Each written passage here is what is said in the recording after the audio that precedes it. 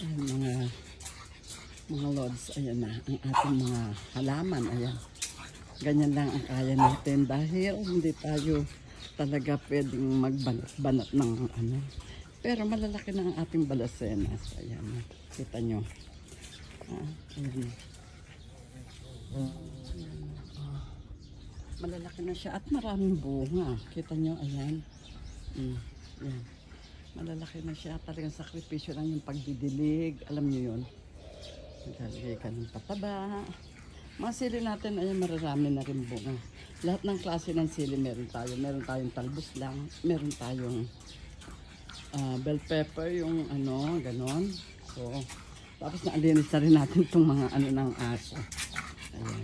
Yung isa nakakawala pa si pasabay talaga yung wali na yan. Lalabas talaga yun. Okay, bye-bye mga lods. Salamat.